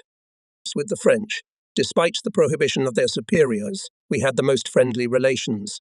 Camarade was the word that brought us together. Often a friendly pat on the shoulder was reinforced by a small bottle of Norwegian beer. Greedy inquiries about the life of the country of workers and peasants. Pretty guys. French sailors in their languid blue berets with coquettish pompons. They were struck by the simplicity of relations on our ships between officers, as they said, and subordinates. They were openly jealous of the goodness of our uniforms. We inquired why their gunboat was standing on the outskirts, far away from our ships. From the heated speeches of the French fellows, we realized that their commander, afraid of our red influence, even wanted to leave the roadstead. He did not leave, but forbade the crew of the gunboat to communicate with the red sailors. According to tradition, one of the days for our squadron were scheduled rowing races. We're trying. We ourselves feel, we row all as one person. Our boat has already pulled ahead by 4 hulls. Suddenly we hear from the American destroyer sailors something shouting and whistling. They are booing us, the prize fighters. That's the last thing we need. They're all angry. Now we'll show you how to do I. The second destroyer whistles even more shrilly. Eagles, keep your noses up. Rowing, it can't be better. Encourages us boat commander grits. We won the race. The Americans were angry to the limit. We left only much later when we learned that the Americans whistle, a sign of approval. That's how it happens. During the last campaign in Trondheim, local communists organized an evening of Boeing with the crews of Soviet ships. That was a memory. Now the Begonians offered to hold a farewell party in the biggest working club. We, of course, agreed. The atmosphere of true friendship was immediately established in the club. We sang Russian songs that the Norwegians liked. In the resulting circle, dancing. In a word, the young people partied, cheered up. Mikhail Ryazanov, standing at the open window, saw a small group of Frenchmen in the street. "Nos camarades." He waved his hand at them, gesturing to invite them to the club. The owners did not object to the appearance of the Frenchmen. "No, guys, let's do Yabloko." We began to hum the motif, clapping our hands. Kukarenko came out into the circle, then Pirogin, Umovsky, and others followed them. The real Navy Yabloko began spontaneously. How could the walls hold out? To our Yabloko, even the French soloed a tap dance. Laughter, applause. From all sides is heard "Camarade, tu vas riche." "Guys, we're internationalists. Let's invite the Americans too," someone suggested. But to our surprise, when we heard about the Americans, the Norwegians strongly objected. No amount of persuasion helped. The evening ended with the singing of the International. It seems that the whole of Bergen poured into the streets, on the quays, seeing off the ships of our detachment. A whole flotilla of fishing, pleasure, sports motorboats accompanied us for a long time. Earlier we didn't count how many days were left till our return to Kronstadt. Now it was not uncommon to hear. "Now, Flagstaff, how many days after your watch we still have to schlep to the fortress created by Peter?" "Obviously, as long as we pass," we answered Sasha with a nonchalant look. Much later we learned that among the sailors of different countries there is an omen. Those who go to sea do not ask when they will return. In the era of rowing and sailing fleet, the existence of such a belief was understandable. And what about in the fleet of the XX century? We no longer openly inquired about return dates, unless, as if by chance with a circular measuring device, you measure the remaining distance to Kronstadt on the general map, divide the sum of miles by the average hourly course of the ship, and multiply the result by 24. You measure it yourself, divide it yourself, and count it yourself. Together with signalmen, we are on watch on the move. The weather is rough, ripples. To look at such waves for a long time, you have to get used to it. And when you look through binoculars, when the horizon is swaying like a man in a strong hop, it's not good at all. There's a 45 on the left, smoke. Reports to the watch commander, the signalman's foreman. I look there. I don't see any smoke. I ask the foreman. He shows his hand. No matter how much I look at the horizon, I see nothing but torn grey clouds. Finally, in one place I saw something black and red. It was smoke. Signal officer, why don't you report about a floating object on the right 10, distance 7 cable meters? Comes the menacing voice of the watch commander. Yes, report. What an eye. He's seen us again. Your sector is 45 to 90 degrees starboard. Keep your eyes open so you can spot a splinter. It's better to report any garbage than to miss something, the signalman instructed me. About everything noticed on the surface of the water from the signal bridge reports were sent to the running bridge. Mine heading, portside 5, distance 5 cable meters, shouted the signalman of the port. Raise zuid, pokoi to the place. Starboard, sound the siren, commands the watch commander. The ship began to go sharply to the right. Alarmingly, intermittently the siren blared. Polinov jumped out of the navigator's cabin onto the bridge. The ships, having performed the coordinate, separated from the mine, which turned out to be some harmless object of spherical shape. On the signal came the commander's voice. I approve of your service. Continue in the same spirit. Don't miss a real mine. Anything can happen here. In the war in this area of the North Sea, they put them by the thousands. The mine incident got everyone excited. The magicians were looked upon with respect. Even the spirits recognized the importance of the service, which even in peacetime can save the ship from destruction. We're sailing the North Sea. We are sailing in the North Sea, and on top of that it is also Rasmukropogoditalo. A downpour, no horizon for astronomical observations, and the shore has long since disappeared. All those who were free from watch and classes laid down on the deck chairs. Quiet conversations were going on. Some were reading, preferring books, very far from mathematical formulas. At this time, and came to us the commander of the ship, Polate. He ordered to invite cadets from the neighboring cubicle. When all gathered, the commander began a heart-to-heart talk. I was told that the mine accident, which we all witnessed recently, caused a lively debate in your environment. There were questions. How to be at night, how to avoid danger even in peaceful, non-military conditions. Your concern pleases me. Worried means you are thinking, thinking means you are looking for an answer, for a solution. Not inertia, but search owns you. That's right. Only search moves science forward, including marine science. Let's hope that from your environment seekers will do a lot of useful things for the fleet. We engage you to carry the watch of signalers, not only to make you proficient in the transmission of semaphores, flag signals in the work of the clotique. All this, of course, must be done by the watch commander, not worse, but certainly better than the signalers themselves. But the main thing is that we want to teach you to observe the water surface at sea. In the very near future, observation of the air and underwater will, in my deep conviction, become no less important. Observation is, if you like, an art. And like any art, it requires endless improvement, and therefore the hardest labor.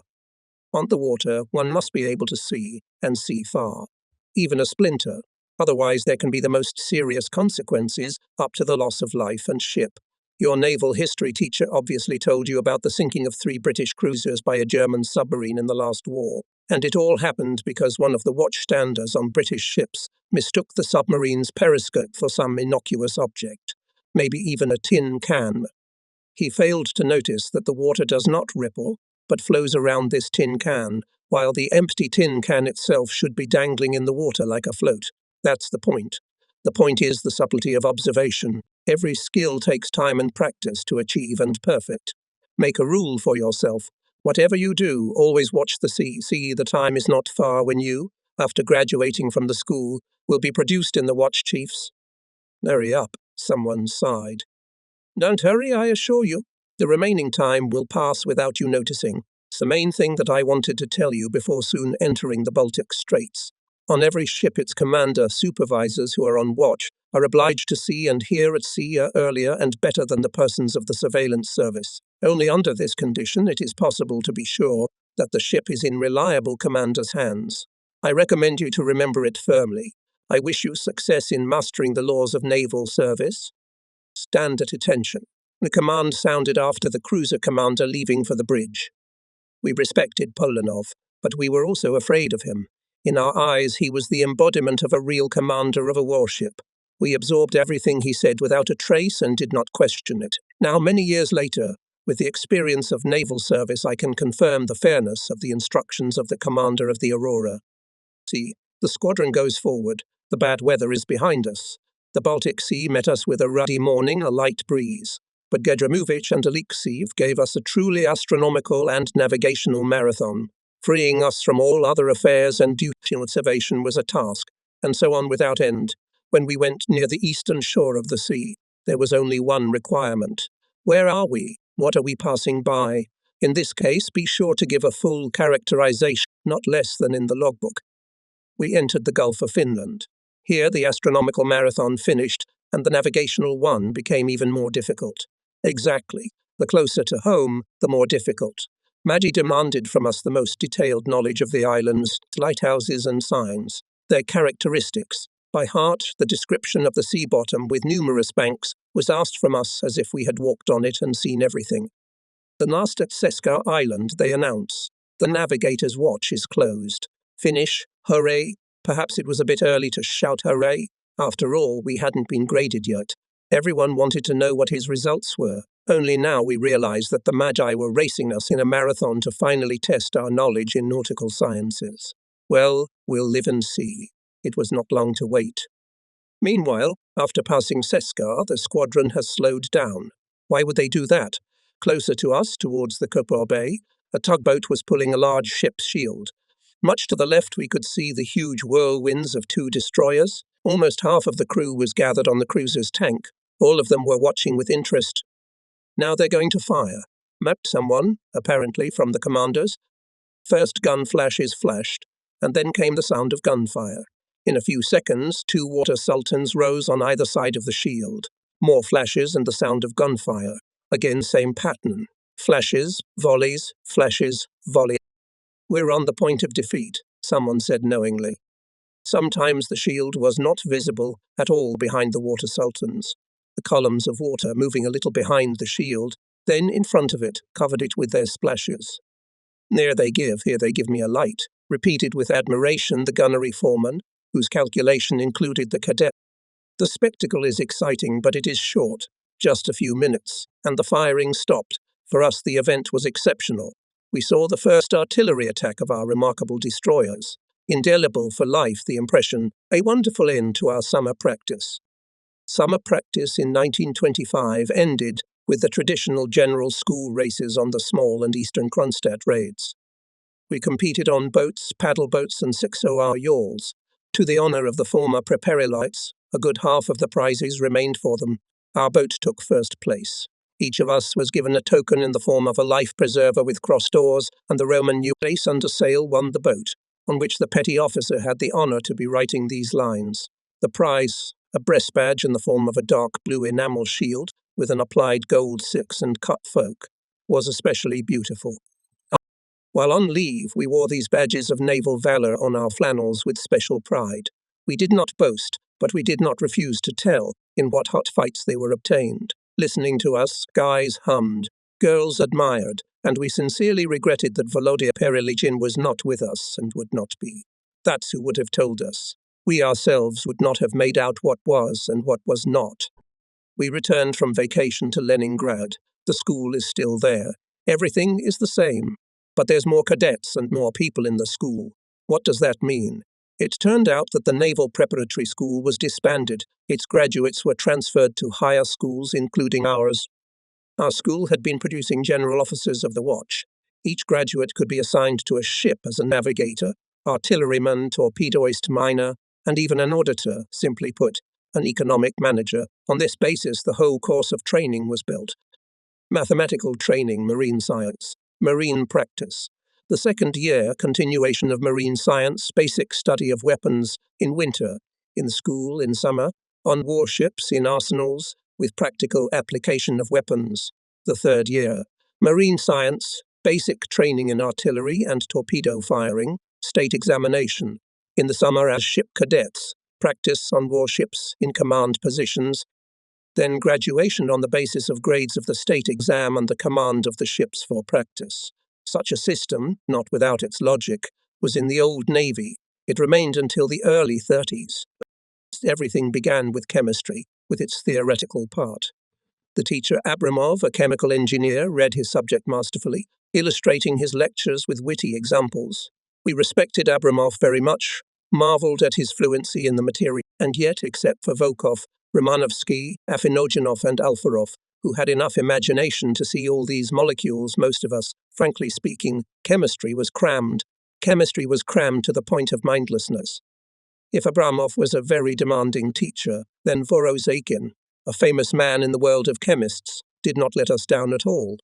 We passed the credits to him many times until he was convinced that the cadets' knowledge was solid. Vorozekin and Abramov still made us learn chemistry, and we were able to start practical work. Chemical laboratory as well as the physics room in the school was equipped perfectly. Working tables, cabinets, shelves, fume cupboards, all made of clean, without knots, light birch. The stools for students are also made of birch, with cone-shaped massive legs, on which are small with a recess to make it more comfortable to sit, a massive cover painted with black lacquer. It's a pity they don't make these now. Our practical works were more to our liking. After one of them, Abramov said, "With the theory you have swam free swimming. Well, it's not bad. You and I have learned to make gunpowder, though, in minuscule quantities, but still gunpowder explosives. The smallest thing left is the fuse, or rather, its primer, or as they call it in common parlance, the piston. Now we will try to get rattling mercury." Abramov showed us how to do it, and asked Volkov and Tarev to repeat the operation themselves. While Abramov, having gone to a far corner, was doing something, the guys managed to double the volume and weight of the components. The resulting pea was placed on the anvil, and Volkov banged on it with a hammer. Broken chemical test tubes rang. One glass in the fume cupboard. Congratulations on graduating chemistry class. It's business as usual. Abramov's eyes are laughing. So the laboratory assistant, picking up the broken glass, grumbles. Every time on this very spot, you just have time to prepare dishes. That was the end of our chemical education. We started studying artillery, torpedo and mine weapons. The artillery class was taught by Shane. For this man in love with his work, artillery really was the god of war. He was sincerely convinced that there was nothing more important than artillery in the fleet. Calibers, penetration, range, rate of fire, weight of shells, powder charges amazed us. Everyone was fascinated by artillery. In the artillery room, there were artillery installations up to 120 millimeters. As for larger calibers, they were studied only by perfectly executed drawings. If we had not had the chief laboratory technicians in the office, avid commanders, we would not have been able to study artillery properly. Shane often recommended that we go to them in case of difficulties. He kept telling, "When you come to the ships, don't hesitate to learn from the senior enlisted men. They have a wealth of experience. In general, young people, you will be commanders. Do not boast. Do not trump your knowledge. The main thing, do not hurry to use the power given to you. Be sparing on penalties, and be attentive to the efforts of subordinates. As you see, I am already bold. Believe me, not assert yourself by the power given to you, but make your subordinates recognize you as a commander. It's a great thing when your subordinates believe in you. In artillery, seconds decide everything. You understand the importance of mutual trust, and I would say respect in these conditions. Artillery service requires the greatest order and discipline in everything, and they start from the head, from the commander, that is, from you. Learn to be taut and neat in everything. Artillery we studied diligently and knew it, as Shane said, suitably. Suddenly, Suikovsky began to teach us mine weapons. He knew the subject perfectly. In the First World War, Suikovsky was a senior officer on one of the cruisers, which put mines off the coast of Germany, almost in the Bay of Kiel, which caused significant damage to the enemy and forced him to get involved in extensive and expensive trawling operations. The new meeting was mutually pleasant.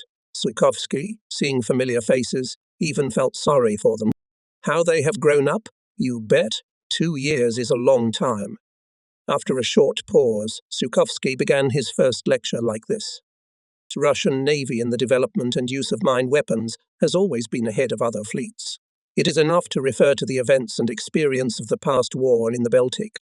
We began to study the then in-service mines of 1908 and 1912, ingenuous in design, but impressive in destructive power. Torpedo weapons we were engaged under the guidance of Dobrovolsky, a pupil of L.G. Goncharov himself, a professor of the Naval Academy, the most authoritative scientist in the Navy in the field of the development of warfare at sea and means of combating them. Dobrovolsky took on himself all the issues related to the history of development and theory of torpedo weapons. The study of the material part of torpedoes and torpedo apparatuses went under the guidance of laboratory technician Osipov, and more simply, Uncle Yasha, the true god of torpedo making. The torpedo with its machine and all the facilities associated with movement in the water environment, a witty system of control of vertical and horizontal rudders simply bewitched me. This is not an artillery shell, flew out of the barrel and flies on a torpedo like a living creature. Itself keeps the direction in 2 dimensions and carries a charge of more than 100 kilograms. In our class, as well as in the whole course, there were heated debates. We argued about the advantages of artillery and torpedoes. Artillery, of course, is a reliable weapon, but it is necessary to build battleships for it, but torpedoes can be fired from any boat. Airplanes can throw bombs, but why can't they throw torpedoes? Alfarov said dreamily. Volodya was a famous fantasist. Then he had X-rays, and now he was going to throw torpedoes from airplanes. But arguments are arguments, and how to decide who to be. That was the burning question of questions that confronted us